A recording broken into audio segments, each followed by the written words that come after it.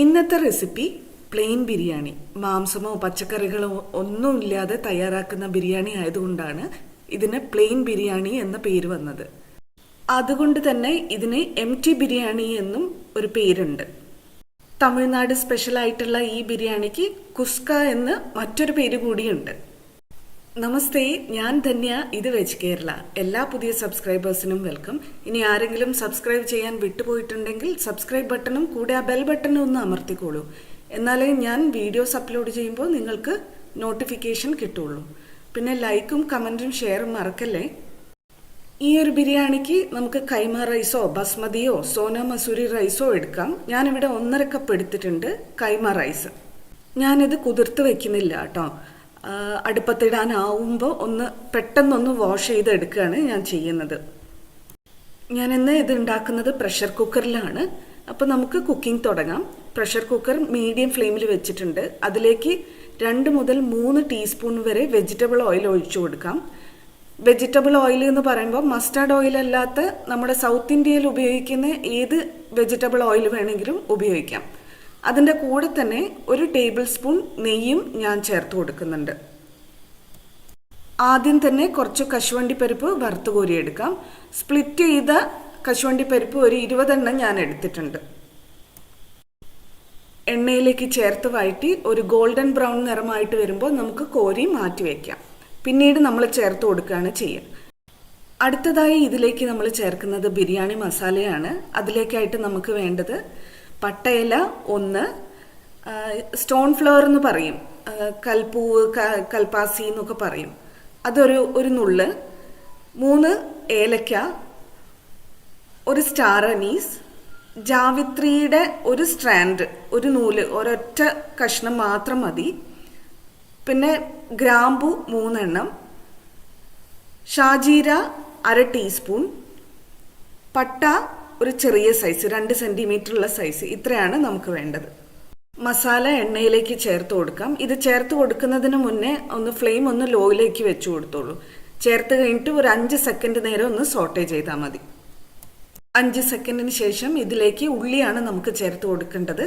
2 medium to large സൈസിലുള്ള ഉള്ളിയാണ് ഞാൻ എടുത്തിട്ടുള്ളത്. സ്ലൈസ് ചെയ്ത് എടുത്തിട്ടുണ്ട്. സോഫ്റ്റ് ആകുന്നത് വരെ വഴറ്റി കൊടുക്കാം. ഇതാ ഉള്ളി ഇപ്പം നല്ല സോഫ്റ്റായി വന്നിട്ടുണ്ട്. ഒരു ചെറുതായിട്ടൊന്ന് മൊരിഞ്ഞിട്ടുമുണ്ട്. ഇത്ര മതി. ഇനി ഇതിലേക്ക് നമ്മൾ ചേർത്ത് കൊടുക്കുന്നത് ക്രഷ് ചെയ്തിട്ടുള്ള ഇഞ്ചിയും വെളുത്തുള്ളിയാണ്. ഇതിന് പകരം നിങ്ങൾക്ക് ജിഞ്ചർ ഗാർലിക് പേസ്റ്റും ഉപയോഗിക്കാം. ഒരു 2 ടേബിൾ സ്പൂൺ ഞാൻ ആഡ് ചെയ്യുന്നുണ്ട്.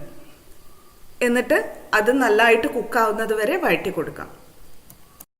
ഇതാ ഇപ്പോൾ ഇഞ്ചിയും വെളുത്തുള്ളിയും കുക്കായതിൻ്റെ സ്മെല്ല് വരുന്നുണ്ട്. കുറച്ച് അടിയിൽ പിടിച്ചിട്ടുണ്ട്, പക്ഷെ കരിഞ്ഞിട്ടില്ല. പക്ഷെ ഇത് വെള്ളം ഒഴിക്കുമ്പോൾ ഇളകി വന്നോളും.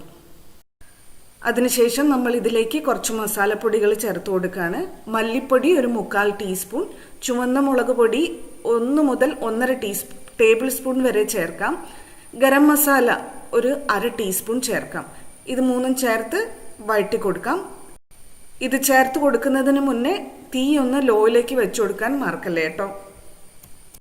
ഇതപ്പം മസാലപ്പൊടികളൊക്കെ നന്നായിട്ട് കുക്കായിട്ടുണ്ട്, പച്ചമണമൊക്കെ വിട്ടിട്ടുണ്ട്. ഇനി ഇതിലേക്ക് നമ്മൾ 3 മീഡിയം സൈസിലുള്ള തക്കാളി നീളത്തിൽ മുറിച്ചത്, എങ്ങനെ വേണേൽ മുറിക്കാം കേട്ടോ, കുഴപ്പമൊന്നുമില്ല, ചേർത്ത് കൊടുക്കുകയാണ്. ചേർത്ത് കൊടുത്തിട്ട് നന്നായിട്ട് സോട്ടേ ചെയ്യാം. നന്നായിട്ടൊന്ന് വഴറ്റിയതിന് ശേഷം ഒരു 1/4 കപ്പ് വെള്ളം കൂടെ നമ്മൾ ചേർത്ത് കൊടുക്കുകയാണ്. തക്കാളി പെട്ടെന്ന് വെന്ത് കിട്ടാൻ ഇത് സഹായിക്കും. എന്നിട്ട് അടച്ചു വെച്ച് വേവിക്കാം. അടച്ചു വെച്ച് ഒരു 1 മുതൽ 1.5 മിനിറ്റ് വരെ നമുക്ക് വെയിറ്റ് ചെയ്യേണ്ടതുണ്ട്. ഇടയ്ക്ക് ഇളക്കി കൊടുക്കാൻ മറക്കല്ലേ കേട്ടോ, തക്കാളി സോഫ്റ്റ് ആകുന്നത് വരെ. ഇതാ ഇപ്പോൾ 1.5 മിനിറ്റോളം എടുത്തു. തക്കാളി നന്നായിട്ട് കുക്കായിട്ടുണ്ട്. ഇനി നമ്മൾ ഇതിലേക്ക് ഇലകൾ ചേർത്ത് കൊടുക്കാം.